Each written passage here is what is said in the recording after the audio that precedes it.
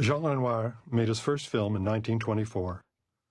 By 1939, he had mastered the medium and achieved two great artistic and commercial successes, La Grande Illusion and Le Bête Humaine. Although the outbreak of a Second World War now seemed inevitable, Renoir seized this peak moment in his career to pursue an old dream.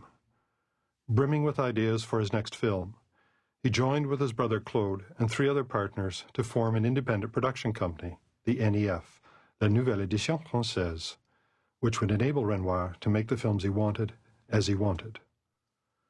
The first project would be, quote, a precise description of the bourgeoisie of our time, unquote. Casting proved difficult. Simone, the star of Le Bête Humaine, wavered about participating and demanded more money than the NEF could afford to pay. Taken to a play to see a young actress favored for the role of Christine de la Chesnaye, Renoir happened to meet a different actress among the members of the audience, an Austrian refugee named Nora Gregor, the Princess von Starrenburg. They conversed together easily in German, and Renoir became convinced that in this experienced actress he had found his Christine. His partners were shocked, for his princess was older than had been imagined for Christine, and she hardly spoke French. But Renoir would hear of no other. Additional casting changes that occurred included Marcel Delio, replacing Claude Dauphin as the Marquis Robert de la Chesnaye, and Gaston Modeau taking over from Fernand Ledoux as Schumacher, the gamekeeper. Renoir had always wanted to be an actor and decided to play the role of Octave himself. Though casting was incomplete, in mid-January of 1939, Renoir went to his country home in Marlotte, where he drafted a complete screenplay. In the first weeks of February, he wrote a shooting script, complete except for the film's conclusion. Renoir once said, quote, the sense of the characters and the action, and above all, the symbolic side of the film, that was something I had thought about for a long time, unquote. Shooting began in the studio on February the 22nd, with the interiors of Robert's Paris townhouse, as seen at the beginning of the film. On March the 6th, the company arrived in the hunting country of France, the Sologne, to shoot exteriors. First, the beautiful scenes on the grounds of Robert's country estate, and then the scenes at the Château de la Ferté-Saint-Aubin, which doubled as La Colonnière. But rain delayed the shooting for weeks. The actors sat on their hands. Renoir polished his script. Expenses mounted. On April the 11th, Renoir moved back to the studio, leaving a small crew to shoot the details of the hunt. Because of the delays, Renoir was forced to cut some scenes that he had planned, reduce others, and patch in new ones. Shooting finally finished in mid-June, 9.5 weeks over schedule, and well over the original budget. With everyone anxious about the results, Renoir's editor, Marguerite, raced to edit the film for exhibition. The Rules of the Game was edited to approximately 94 minutes for its Paris premiere on Friday, July the 7th, 1939. Overall, the film was a commercial disappointment. That first weekend, some members of the audience howled and whistled and set fire to newspapers in the theater. The theater managers demanded cuts. In desperation, Renoir had Marguerite watch the audience reactions and then cut the scenes that brought the loudest howls. By Sunday night, the film had been shortened to about 81 minutes, its integrity severely compromised. Years later, Renoir could say with a smile that, quote, the Rules of the Game had been an absolutely magnificent flop, unquote.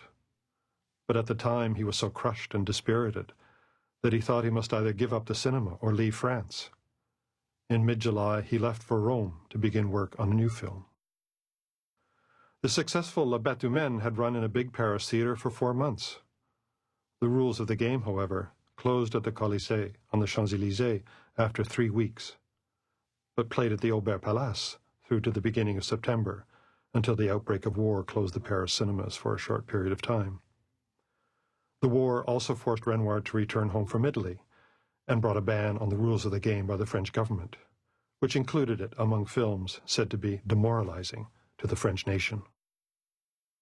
In 1940 and 41, the occupation authorities published lists of films deemed acceptable for viewing, none of which included the Rules of the Game. These lists were enforced for the duration of the war. Subsequently, the NEF production company went bankrupt and was dissolved. And in early 1941, Renoir and his second wife, Didot, arrived in Hollywood, leaving his film to its fate.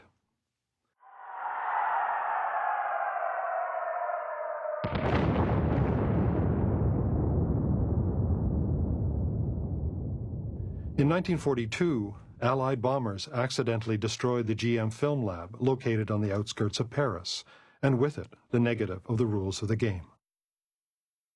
At war's end, only some worn 81 or 94-minute prints remained. A new engagement in 1945 of the 81-minute version attracted a new audience, including Alain Resnais, a future director of the new generation of the late 1950s. Later in life, Resnais reflected, quote, "The rules of the game remains the single most overwhelming experience I have ever had in the cinema. For me, everything had been turned upside down. All my ideas about the cinema had been changed," unquote. For the next 10 years, the film's appeal continued to vary. It was shown occasionally in French cine clubs. It had an engagement in London in 1951, where it received some praise. However, at its New York debut engagement in 1950, a New York Times critic declared, quote, that it almost defies analysis and is, quote, one for the buzzards, unquote. And yet, in 1952, Britain's Sight and Sound magazine published its first top 10 film poll, and The Rules of the Game was listed as one of the 10 greatest films of all time. In 1958, two film enthusiasts, Jean Gabory and Jacques Maréchal, who owned Les Grands Films Classiques, acquired the rights to the film and over 200 cans of footage. They set out to restore the 94-minute version and along the way discovered material that had never before been screened. Bit by bit, shot by shot, Gabory and the film editor Jacques Durand created a film that had never previously existed, a version that was 12 minutes longer than the film that had premiered way back in July 1939. According to Gabory and Durand, when their final cut was screened for Renoir, the seasoned director was moved to tears, grateful that they'd taken an interest in a film that was once so harshly received by the critics. In 1959, 20 years after its initial production, this new, longer version of The Rules of the Game had its first public showing at the Venice Film Festival. Although it was not a version of the film that Renoir himself had put together, it is the version we still admire today. Hailed as a masterpiece, The Rules of the Game began to acquire its worldwide reputation. Still, it was not until 1965 that this new version had a commercial engagement in Paris, at last vindicating Jean Renoir's faith in his project, but much too late for his dream of independent production ever to be realized.